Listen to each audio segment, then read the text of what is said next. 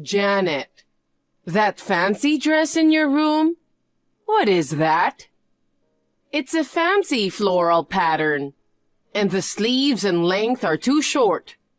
It's inappropriate for a married woman to wear such a flashy dress. I confiscated your dress for you. You should try to wear modest dress, okay? Huh? Sarah? Did you enter this side of the house again without permission? It's connected only by a staircase that's unlocked. Just because it's a two-family layout doesn't mean you can enter without permission. Moreover, you entered the room and stole the dress. Please return my dress right now. Stealing? I'm just educating you. You're a married woman trying to seduce a man with such flashy clothes. I'm just educating you, you insolent daughter-in-law. I didn't keep it for myself to wear. As you know, I work as a designer, so I have a lot of clothes. I have dozens of dresses. So what? You designed these disgusting clothes. Your work is vulgar.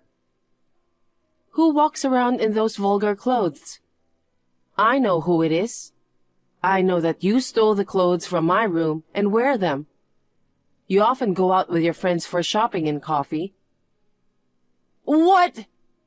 And I hate to say this, but we don't have such bold mini lengths and short sleeves. We're more of an elegant brand for adults. If it's too short, then it's simply not the right size. What do you mean? Speak up! Can I say it? It means you are very fat.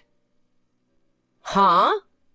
Well, it's true that I've been a little concerned about it lately, but I can tell without being told that you stole these clothes and wear them without permission. The fabric and elastic are unusually stretched and so on. If you force yourself to wear clothes that don't fit, the design will be ruined and it won't look good. I suggest you wear a size that is right for you. I understand. I can just return it. I'll bring it back later. Yes, please return it today. What a cheeky daughter-in-law. I don't know if you're a designer or not, but you don't have much work to do anyway. You're so bossy. You don't steal people's things. I think it's common sense. Even elementary schoolers could understand that. Shut up! You really are a cocky daughter-in-law. Janet, I got rid of all the vulgar clothes in your room. Huh? I thought it was lunch break, so I opened my phone and suddenly, what? You can't be serious, can you? Of course I'm serious. I think they're probably being burned at the garbage disposal site by now. Huh? What the hell are you doing? Could it be all the clothes I was making and hanging on the form? Of course! I got rid of all the vulgar clothes. And by the way, all the papers that were around. Clothing design drawings? No way. Oh my God. That was something I was drawing for work. I'm telling you that work is vulgar. Huh? You quit your work. If you think about it, you're cheeky. I think it's because you're in a flashy world like the apparel industry. You seem to think you're so smart just because you can make some clothes. But the clothes you make are gaudy and vulgar like garbage. Only a whore would wear those clothes. As a wife, a pair of sweatshirts, jeans, and an apron are enough. I threw away all those fancy, non-functional trash clothes. I bought you clothes that are appropriate for a wife instead. From now on, you are to wear it. You are a wife too. You have a lot of gaudy clothes. I'm fine. Besides, my oldest son, Bob, and my second son, Zach, both of my sons are interested in the apparel industry and are actually working in it. And yet, if I, as their mother, am not a fashion-conscious and attractive woman, it would be a disservice to them and to the world. That's why I'm fine. So I don't need to worry about what I wear because I'm married? Yes, especially you. It's a disturbing concept for educating wife. Huh? Educating wife? I'm saying that as the wife and the daughter-in-law of this house, I will discipline you. You are to sleep on our side of the household starting tonight. Oh, and that you're to report your resignation to the company before you come back. I got rid of all the clothes in your room, so you wouldn't be able to work even if you wanted to. You took the liberty of getting rid of my clothes for that? That's right. So you'll have to resign, right?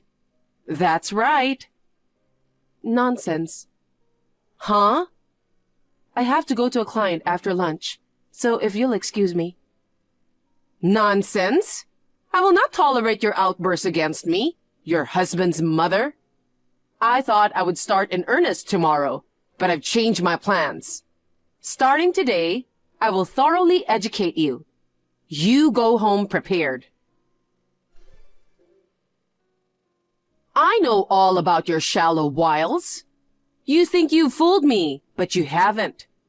Last night, I thought you didn't come home. I was right. You came back in the early morning. You seem to be sneaking around, but I can easily spot you when I see your car. And since you got home early in the morning, I can't believe you slept until this hour. What a slovenly person. If you are the wife of the family, you should get up at 5 a.m. every morning to make breakfast for your husband. What's more unforgivable is this red wine I found in the kitchen. It's really outrageous that you would buy something so extravagant. The wife should just drink tap water. It is unforgivable that you would buy such a luxury item without telling your husband. I couldn't help but lose my temper and pour wine on you while you were sleeping. But this time of year, I'm sure it would have been enough to get to the core of your body. The blanket got wet, and now you can't go back to sleep. That's right. Let's do this every morning. It's a perfect custom to signal the start of a day of your education. Okay then, it's decided. Starting today, I will educate you. I'll pour red wine over your head to wake you up in the morning. What? Sarah? Come on. Get up quickly and come to the kitchen on our side of the house. I was on a business trip last night and didn't come home. Huh? After texting you yesterday afternoon, I flew to LA branch. So I'm at a business hotel in LA right now. To LA? On a business trip? Huh? Didn't I tell you? Janet, what are you talking about? I won't allow such excuses just because you don't want me to educate you. Just get on with it and come to the kitchen on our side.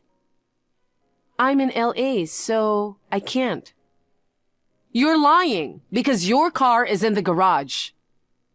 I didn't use it yesterday, so it must have been sitting there all day. Huh? But you always sleep in the room next to the living room, don't you? That's where you were sleeping. Could it be Zach? Huh? Zach? Bob and Zach, both brothers, are off duty today. Last night, they said they'll stay with our side because they're going to play a game. Huh? Also, they asked me if they could borrow a blanket for visitors and sleep in the other room. I usually sleep there. I'm not home, so no problem. I said okay. I don't know about the wine. Didn't they buy it for them to drink together? Huh? Then I poured wine over... Did you pour it on him without even looking at him? Because I was afraid that if I stayed too long, they would fight back. I poured wine on him and immediately ran away to the other side of the house. Could it be that...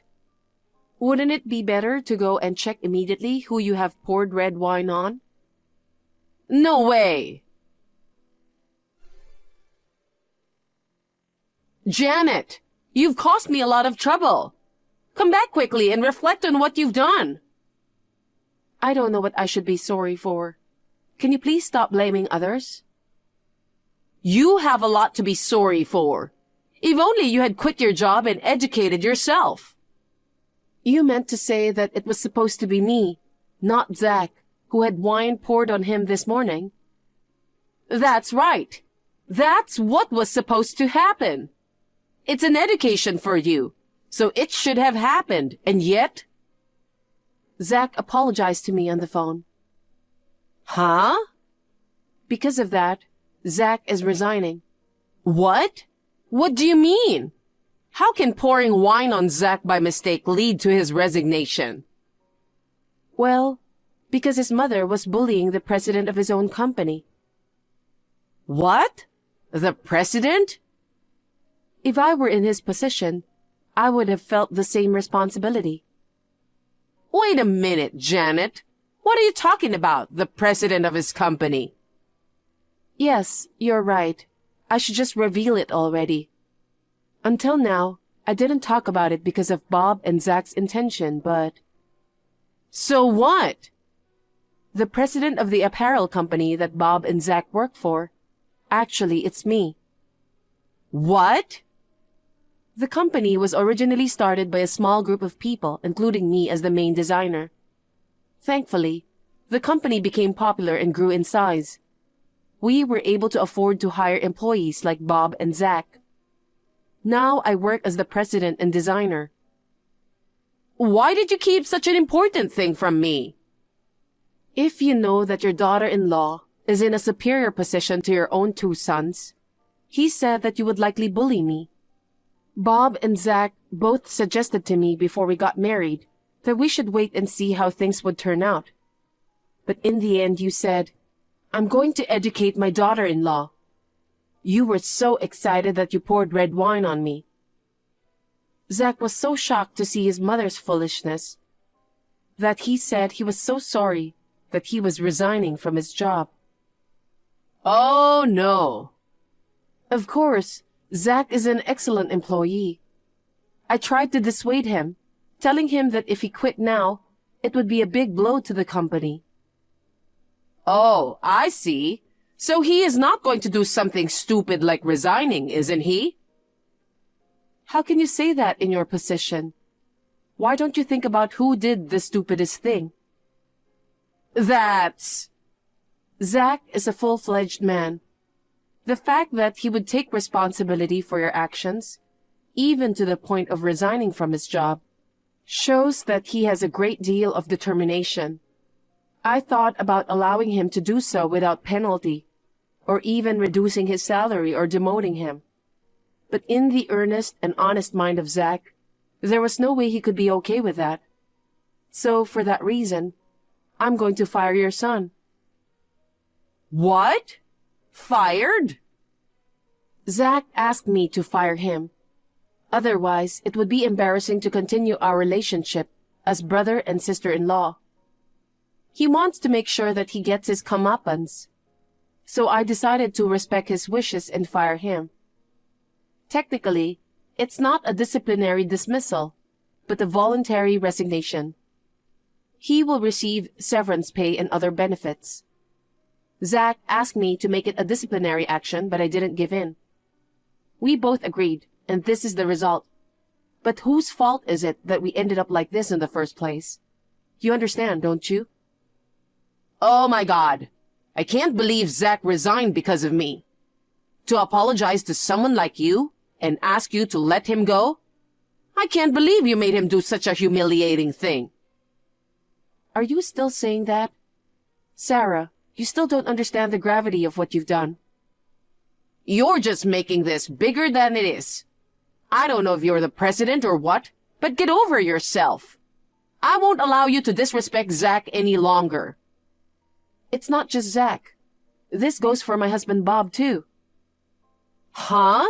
Even Bob? Bob's resignation hasn't been accepted yet. After he finishes dealing with the massive loss that you've incurred, he will resign from the company. I beg your pardon. What loss? I just poured wine on Zach. Don't tell me you've forgotten already. It's all the clothes you threw away. Huh? I'm sure they're probably in ashes in the landfill by now. Including the unpublished design drawings. They were company property. I'll make sure you're to compensate for the damage. What? Compensation for damages? What do you mean? Zach and Bob will discuss the details with your husband tonight. At that time, please have your two sons explain to you. They longed to be in the apparel industry and fulfilled their dream to join my company. But because of you, their dreams were cut short by you, even though they were outstanding employees. Huh? Wait a minute. Is it my fault? I would have liked to be there if I could, but unfortunately, I'm in LA right now. Now, if you'll excuse me. Please, it was my fault. So please don't make me pay for the damages. That's impossible. It's not a personal decision. It's a company-wide decision. It's crazy of you to take money from my family. Family? Didn't you discuss this with them? Of course we did. But I can't stop it, so I'm asking you to do it. Zach is trying to protect his girlfriend, whom he is currently dating, from you bullying her. He's going to be taken into her family, and he's going to start all over again, looking for a job from scratch. And Bob and I will end our cohabitation at the end of this month. That's what you heard too, right? Can't you understand that we don't consider you a family member anymore? Not only that, even my husband. He started saying he was divorcing me. I've already heard that too. Your husband's decision surprised me too, but I don't blame him. Why? Don't you understand? I don't understand. We've been a successful family all this time. Is that really true? What? I can't say much, but I only know what I've heard from Bob and Zach. But you, as a mother and a wife in this family, have you ever thought about how well you were able to fulfill that role? I'm always perfect. Well, I'm not sure that's a good answer. What? No, I don't think you'd take this very well if I told you, so I'm not going to do it.